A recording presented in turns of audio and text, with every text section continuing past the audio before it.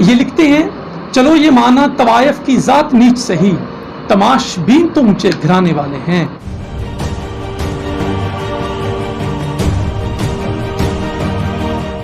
अस्सलाम वालेकुम नाज़रीन, दहाती टैलेंट बकर के प्रोग्राम से मलक साजिद अल-फ़ियानी आपकी खिदमत में हाजिर है। नाज़रीन, हर इंसान के ऊपर एक वक्त ऐसा आता है कि वो शायरी को पसंद करता है या शायरी करने की कोशिश करता है।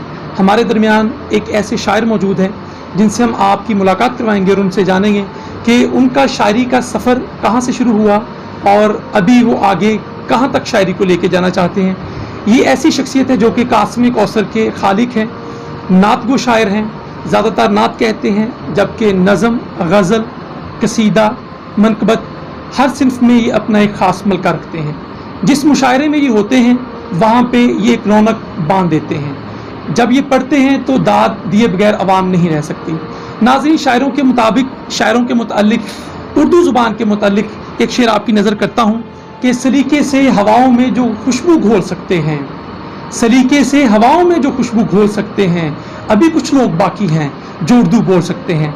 आइए नाज़रीन, आपकी मुलाकात करवाते हैं। किसी भी तारुफ के मोहताज नहीं है, मरीद वाला फैसलाबाद से इनका ताल्लुक़ है और ये लिखते हैं, इनका एक शेर आपकी नज़र करता हूँ और इनसे बात करते हैं। ये लिखते हैं कि माना, चलो ये माना, ये लिखते हैं, चलो ये माना तवायफ की ज़ात नीच सही, तमाशबीन तो ऊंचे घराने वाले हैं। ये तमाशबीन तो ऊंचे घराने वाले हैं। अस्सलाम वालेकुम सर। जी वालेकुम अस्सलाम। सर कैसे हैं आप? खैरियत से हैं? अल्लाह का शुक्र। साजिद भाई आप सुनाएं। सर, आज आप बकर तशरीफ़ लेके आए हैं हमारी आवाम के लिए। एक ये ऑनर की बात है कि आपने इस सरज़मीन को इज़्ज़त बख्शी। सर, आपसे शायरी के सफ़र के हवाले से जानेंगे कि शायरी तालिब इल्मी के दौर से स्टार्ट किया आपने, बचपन से शौक़ था, ये किन वजूहात की बिना पे आप शायरी में आए? किससे इंस्पिरेशन थी आपको? आपने शायरी क्यों स्टार्ट की? बिस्मिल्लाहिर्रहमानिर्रहीम। साजिद भाई, जहाँ तक शायरी का ताल्लुक़ है तो शायरी इंसान की रूह के अंदर रची बसी होती है। तो अवाइल उम्री में जब हमने अपने असातिज़ा से उर्दू लिखना पढ़ना सीखा तो शायरों के मतलब एक अजीब किस्म का ख्यालात होते थे कि ये शायद कोई मावराई चीज़ हैं, ये माफ़ौक़ल फ़ितरत इंसान हैं और इनके पास ख्यालात कहाँ से आते हैं। मेरे ताया जी हुआ करते थे जिनका नाम था फ़तेह मोहम्मद आतिर साहब। पंजाब यूनिवर्सिटी में उस वक्त वो मुंशी फाजिल थे और वहाँ से वो मुंशी फाजिल के बाद एज ए हेड मास्टर समंदरी के नज़दीक एक गांव है 118, तो वहाँ पे वो एज ए हेड मास्टर तैनात थे और वो शायर थे। जब मैं छोटा हुआ करता था तो मुझे मेरे असातिज़ा कहा करते थे कि ये बच्चा जो है इसका ताल्लुक़ एक शायरों के ख़ानदान से है। तो उस वक्त हमें इतना पता नहीं होता था। तो एक तो इंस्पिरेशन जो थी वो ये थी।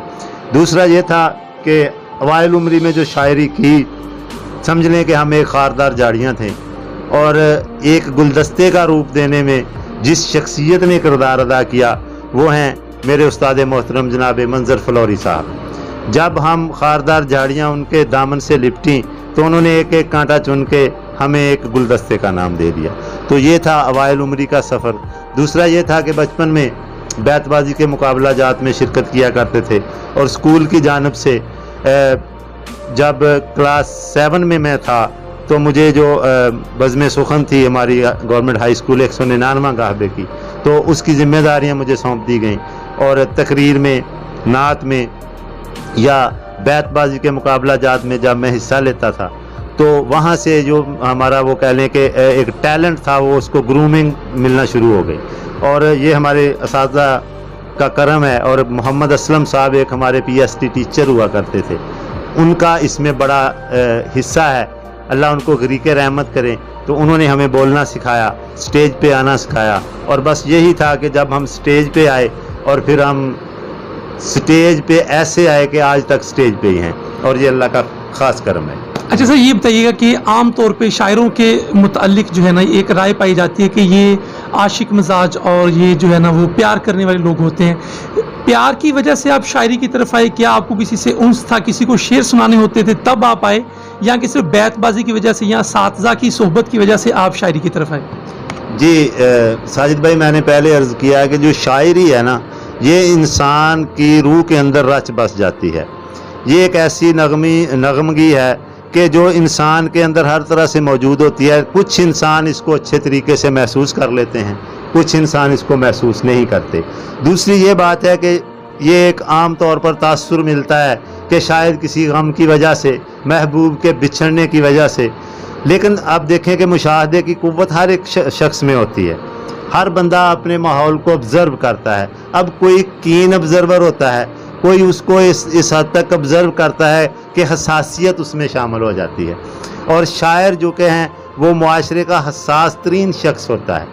जब वो किसी चीज़ को महसूस करता है और फिर फ़न को मद्देनज़र रखते हुए जब वो उस अपने एहसास को अल्फाज में परो देता है तो उसको हम शेर कहते हैं। दरअसल हर हसास आदमी मेरे ख्याल में शायर है, खा वो नसर में लिखे या वो किसी औज़ान को मद्देनज़र रखते। अच्छा सर, ये भी हमारी ऑडियंस को बताइएगा, क्या काफ़िया रदीफ़ को जोड़ लेना शायरी होती है या इसके कोई कवायद व ज़वाबत होते हैं जिससे शायर जो है एक शायरी की तरफ आता है, या कोई भी बंदा उठता है और उसको जनाब दो मिसरों में बेवज़न भी अगर वो कहे, क्या वो शेर कहलाएगा? दरअसल जो बायत है ना, जो बैत मौजू है, उसमें औज़ान को मद्देनज़र रखना तो इंतहाई ज़रूरी है। दरअसल औज़ान एक रास्ता है शायरी पे चलने का, अरूज़ एक रास्ता है। बाकी आप अपने ख़यालात का इज़हार जो करते हैं तो वो शेर की सूरत में ना भी करें, नस्र की सूरत में। आजकल नज़्म जो है उसकी नसरी नज़्म की एक किस्म आ गई है। कोई बंदा अपने ख़यालात और जज्बात का इज़हार अगर नस्र में करता है तो वो भी अपने जज्बात व एहसासात का इजहार कर रहा होता है। लेकिन चूंकि शेर के लिए एक उस्ताज़ा ने, क्लासिकल उस्ताज़ा ने हमारे यहाँ एक ख़ास एक समत और रास्ता मुतय्यन कर दिया है और उस रास्ते पर चलते हुए हम शेर कहते हैं। और ये इंतहाई ज़रूरी है कि आप का जो शेर है वो बरवज़न हो, उसमें खूबसूरती भी होगी, उसमें सुनने वाले के लिए एक चार्मिंग भी होगी। बेवज़न शायरी तो किसी सूरत काबिल कबूल नहीं होती। लेकिन अगर कोई बंदा औज़ान नहीं जानता, अरूज़ नहीं जानता, तो फिर वो नस्र में कोई ना कोई चीज़ कर ले, फिर वो इस तरफ ना आए। बहरहाल इस तरफ मौजू शेर कहने के लिए औज़ान के रास्ते का चुनाव ज़रूरी है। जी सर, आपने जिक्र किया उस्ताद मोहतरम मंजर फौजी साहब का। हमारे इल्म में आया है कि उन्होंने गज़ल को तर्क किया हुआ है और वो ज़्यादातर नात ही कह रहे हैं। और आपकी भी जो है वो कास्म कौसर किताब आई है, मैं अपनी नाज़रीन को दिखाता चलूँ। ये किताब है ताहिर महमूद ताहिर साहब की कास्म कौसर, जो कि इन्होंने पिछले साल ये किताब मंजर आम पे आई है और ये किताब नात के ऊपर है और ये ज़्यादा कलाम नात के ऊपर कह रहे हैं। तो सर आप भी बताइएगा कि आपका भी कोई ऐसा इरादा है कि आप भी गज़ल को तर्क कर रहे हैं और नात की तरफ आ रहे हैं? जी अल्हम्दुलिल्लाह, हमारे उस्ताद मोहतरम मंजर फ्लोरी साहब जो कि गैर मनकूत नात में अपना मलका रखते हैं, सदारती अवार्ड याफ्ता शायर हैं, उन्हीं की तहरीक जो है वो हमारे अंदर चल रही है। और नात का जो फैज़ है ये मैं कहूँगा कि हमारे दादा उस्ताद साजिद मेहरवी की तरफ से है। साजिद मेहरवी साहब हमारे दादा उस्ताद हैं, वो गज़ल भी कहते थे और नात भी कहते थे। लेकिन आप मेरी किताब पढ़ेंगे तो या साजिद साहब का कलाम पढ़ेंगे तो आपको एक दाग दहलवी की लड़ी का जो एक नगमगी और मुतरन्नम शायरी है वो हम नात में भी आपको मिलेगी। यानी नात में भी आपको हुस्न तग़ज़्ज़ुल नज़र आएगा। तो ये एक फितरी अमल है कि हमारा घराना जो है शायरी का, ये दाग दहलवी का घराना है हमारा, और साजिद साहब और मंजर साहब उनके यहाँ नात में भी नगमगी है। तो इसीलिए साजिद साहब की पैरवी करते हुए या मंजर साहब की पैरवी करते हुए अगर मैं गज़ल कहता भी हूँ तो मुझसे अल्लाह का ये करम है उसमें नात के अशार हो जाते हैं। तो अल्हम्दुलिल्लाह कोशिश यही है कि ज़्यादा नातें लिखें, लेकिन चूँकि दोस्तों की फरमाइश होती है, कुछ मुशायरों की डिमांड होती है, इसलिए बाज़ औक़ात गज़ल भी कहनी पड़ जाती है। अच्छा सर, जिक्र हो रहा है उस्ताद मोहतरम का, चूँकि मंजर फौजी साहब ऐसी शख्सियत हैं कि दुनिया में वो वाह शख्सियत हैं जिनकी नात के ऊपर सबसे ज़्यादा कुतब मंजर आम पे आ चुकी हैं। उन्होंने ज़्यादा कलाम गैर मनकूत कहा है, चूँकि आप उनके शागिर्द रशीद हैं। तो आप ये बताइएगा कि आपका भी कोई फ्यूचर में प्लान है कि आप गैर मनकूत नात की तरफ या गैर मनकूत शायरी की तरफ रजू करेंगे? जी मैंने पहले अर्ज़ किया कि ये तहरीक मंजर साहब की दी हुई है और अल्हम्दुलिल्लाह मैंने कुछ चीज़ें गैर मनकूत लिखी भी हुई हैं और मेरी इस किताब में भी आखिर पे सलाम में कुछ गैर मनकूत अशार हैं। तो जी आपसे इंशाल्लाह ताला नात के अशार भी सुनेंगे, गज़लें भी सुनेंगे। आप ये बताइएगा कि जो नए आने वाले शायर हैं उनके लिए कुछ आप अपने तजुर्बे की रोशनी में उनके लिए कुछ नसीहत करें कि उनको बहूर का कोई इल्म ही नहीं है, अगर उन्होंने बहूर सीखनी हो, बहरों के बारे में वो कुछ करना चाहें, लोग जो नए नौजवान शायर आते हैं वो बेवज़न शेर कह रहे हैं, अरूज़ का उनको इल्म नहीं है, क्या असातिज़ा की कमी है मुआशरे में कि उनको कोई सिखलाने वाला नहीं है? इसकी क्या वजह है और नए शायरों को आप क्या नसीहत करना चाहते हैं? साजिद साहब, सीखने का अमल जो है ना वो सारी ज़िंदगी साथ साथ रहता है, इंसान सारी ज़िंदगी सीखता है। सबसे पहली बात यह है कि किसी भी बड़े आदमी को, किसी भी उस्ताद शायर को तस्लीम कर लेने में हर्ज नहीं है। और यकीन करें कि जब हम अपने असातिज़ा के कदमों को हाथ लगाते हैं और हाथ में कलम पकड़ते हैं तो किरतास पर जो रोशनी बिखरती है ये उन ज़र्रों की रोशनी होती है जो हम उनके कदमों से उठाते हैं। तो उस्ताद भी हैं, लेकिन इस दौर में हर बंदा ये यानी कहने की कोशिश में है या उस्ताद बनने की कोशिश में, वो अपने तय उस्ताद होता है। हर इंसान को जब तक कोई रास्ता दिखाने वाला नहीं है तो वो मंजिल तक नहीं पहुंच सकता। तो नए लिखने वाले बहुत अच्छा लिख रहे हैं, कोशिश बहुत अच्छी कर रहे हैं, लेकिन इसके साथ साथ ये लाजमी बात है कि उनको किसी न किसी उस्ताद से रहनुमाई की ज़रूरत होनी चाहिए और इसके बगैर उनका बेड़ा पार नहीं होगा। तो ये नसीहत भी है और हमारा तजुर्बा भी है कि हम तो उस्ताद के बगैर बिल्कुल किसी भी काम के नहीं हैं। तो यही है कि नए ख्यालात लाने हैं, जिद्दत लानी है और जदीद शायरी में तो उनको उस्ताद से रहनुमाई लेनी चाहिए, यही मैं कहूँगा। जी नाज़रीन, जैसा कि उस्ताद शायर जनाब ताहिर महमूद ताहिर साहब ये फरमा रहे थे कि नए शोरा इकराम जो कि शायरी को पसंद करते हैं, शायरी करना चाहते हैं, उनको चाहिए कि कोई किसी एक उस्ताद को वो मुंतखब करें और उस्ताद की रहनुमाई में शायरी करें तो इंशाअल्लाह ताला वो एक अच्छे शायर बन सकते हैं। अभी हम अगला सिलसिला शुरू करते हैं इंशाअल्लाह ताला ताहिर महमूद ताहिर साहब से। पहले नात के कुछ अशार सुनेंगे, उसके बाद कुछ एक दो गज़लों में से कुछ अशार सुनेंगे और गुफ्तगू का सिलसिला इसी तरीके से हम आगे बढ़ाएंगे। मैं गुजारिश करूँगा ताहिर साहब से कि सर आप अपने कोई नात के अशार जो है वो हमारी ऑडियंस की समातों की नज़र करें। जी, कास्म कौसर में से 2-3 नात के अशार आपकी समातों की नज़र करता हूँ कि यूँ भी सरकार की निस्बत ने संभाला हुआ है, सुभान अल्लाह, सुभान अल्लाह। यूं भी सरकार की निस्बत ने संभाला हुआ है, डूबने वालों को क्या खूब उछाला हुआ है, सुभान अल्लाह। और राहतें तेरे ही नालैन के सदके से मिली, मुश्किलों को तेरे दामाद ने टाला हुआ है, सुभान अल्लाह, सुभान और अल्लाह। कब्र के खौफ से ताहिर को डराना वाइज, उनकी निस्बत ने तो ये वहम निकाला हुआ है। सुभान अल्लाह, सुभान अल्लाह। उनकी निस्बत ने तो ये वहम निकाला हुआ है। ये थे जनाब ताहिर महमूद ताहिर साहब जिन्होंने नात से हमें अशार सुनाए। अब मैं इनसे गुजारिश करूंगा कि गज़ल से चंद अशार जो है वो हमारी ऑडियंस की समातों की नज़र करें। सर गज़ल के कोई अशार जी, अपनी पसंदीदा अशार। ठीक हो गया जी। आपने शुरू में एक मेरे शेर का हवाला दिया तो उसी पे मैं 2-3 अशार सुना देता हूँ कि हर एक बात पे एहसान जताने वाले हैं, वाह। हर एक बात पे एहसान जताने वाले हैं, ये मेरे यार भी क्या दिल दुखाने वाले हैं, वाह, वाह। चलो ये माना तवाइफ की जात नीच सही, तमाशबीन तो ऊंचे घराने वाले हैं, वाह, वाह, वाह, वाह। तमाशबीन तो ऊंचे घराने वाले हैं, और तुम्हारी बस्ती में आंखों के मोल लगते हैं, हाँ। तुम्हारी बस्ती में आंखों के मोल लगते हैं, हमारे गांव में रास्ता बताने वाले वाह, हैं, वाह, वाह, वाह। सुभान अल्लाह, सुभान हमारे गांव में रास्ता रास्ता बताने वाले हैं, और जो हो सका है मुयस्सर हाँ। उसे उठा ले जा, हाँ। जो हो सका है मुयस्सर उसे उठा ले जा, हम अपनी लाश ठिकाने लगाने वाले हैं, हाँ। हम अपनी लाश ठिकाने लगाने वाले हैं। हम अपनी लाश ठिकाने लगाने वाले हैं। अब ताहिर साहब से हमने कलाम भी सुन लिया।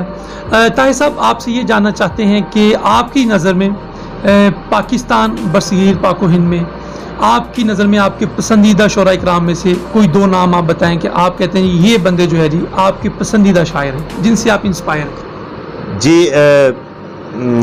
जो नात है ना, नात में तो मैं सबसे ज़्यादा मुतासर अपने उस्ताद मोहतरम मंजर फ्लौरी से हूँ, और जहाँ तक गज़ल का तल्लक है तो गज़ल में नित नए तजुर्बात हो रहे हैं, तो जदीद शोरा के साथ साथ कुछ क्लासिकल शोरा भी हैं, तो थोड़ा सा क्लासिकियत और जदीदियत के संगम पे जो शायर खड़े हैं उनमें मैं 1-2 के नाम लेना चाहता हूँ। وہ اس چوراہے پہ ہیں جہاں سے جدیدیت اور کلاسیکیت کی کرنیں پھوٹتی ہیں اور وہ گرد و نواح کو معطر کر رہی ہیں اور قاری ان کو بڑا پسند کرتے ہیں. ان میں شناور اسحاق صاحب ہیں, وہ بڑے اچھے شاعر ہیں. ان کے ساتھ ساتھ واجد امیر صاحب, ان کے ہاں بھی بڑا اچھے خیالات ہیں. عباس تابش ہیں. تو ان میں سب سے زیادہ جو مجھے پسند ہیں وہ عباس تابش اور شناور اسحاق صاحب ہیں. اس کے بعد واجد امیر صاحب ہیں, اور بھی بے شمار نام ہیں, لیکن یہ زیادہ مجھے پسند ہے. جی, ہم نے طاہر صاحب سے جانا کہ ان کے پسندیدہ شعراء کرام کون ہیں. اب ہم بات کرتے ہیں کہ عوام کے جو پسندیدہ شعراء کرام ہیں, جو آج کل عوام جن کو سننا پسند کرتی ہے, جس میں حافی کا نام سر فہرست ہے اور علی زریون کو لوگ سننا پسند کرتے ہیں.